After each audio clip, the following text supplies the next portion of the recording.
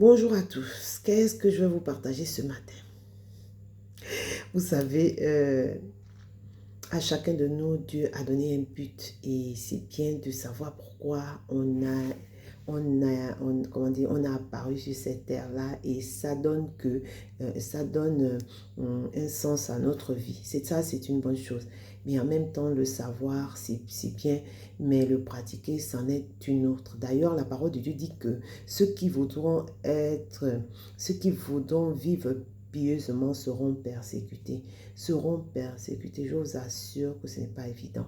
Vous savez déjà quand le Seigneur vous appelle au début, par exemple quand tu reçois ton appel, tu es content.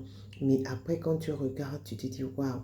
Parce que la vérité, quand le Seigneur, si c'est le Seigneur qui t'a appelé, la vision qu'il te donne dépasse ton entendement et du coup, à un moment donné, tu te sens incapable. Tu te dis que certainement le Seigneur s'est trompé. Mais non, il ne s'est pas trompé.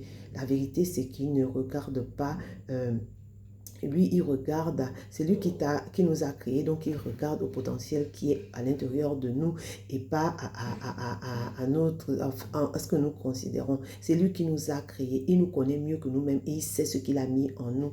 Donc, à un moment donné, je vous assure, alors que vous avez décidé de répondre à l'appel, ça vous amène déjà à renoncer à vos droits, à renoncer simplement à votre vie.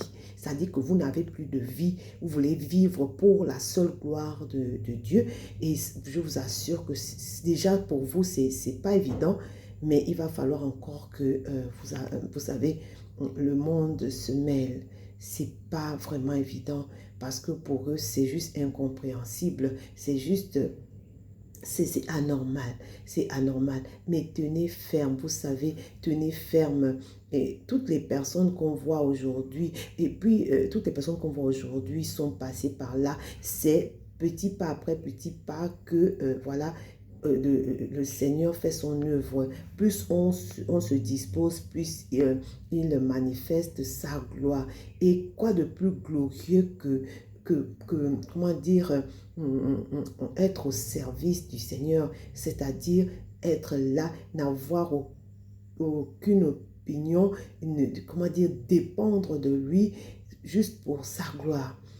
Juste pour sa gloire, je vous assure, surtout quand on ne fait pas ça pour déjà, quand on décide, en général, c'est que on le fait avec un cœur sincère, voilà, et le Seigneur ne nous décevra jamais.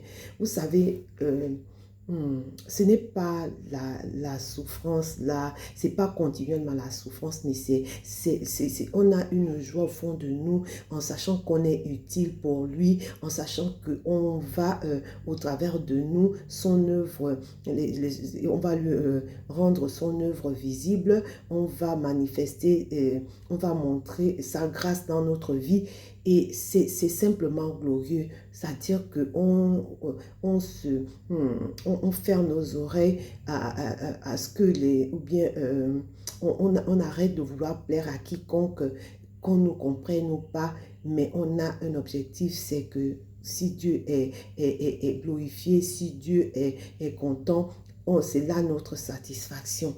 Et vous savez, il y a beaucoup, quand on regarde les héros de la foi dans Hébreux 12, beaucoup n'ont pas vu ce pourquoi ils avaient, comment dire, ils n'ont pas vu les récompenses ici sur la terre, mais ils sont partis parce qu'ils avaient une autre vision que cette vision terrestre-là.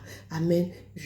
C'est vrai, on passe, moi, je, il faut dire, comme je vous ai dit, l'appel, c'est vraiment un chemin solitaire. C'est Dieu et vous. C'est vous qui avez entendu de Dieu. C'est vous qui partez avec vraiment dans l'inconnu en mettant votre confiance à Dieu. Les gens ne vont pas comprendre.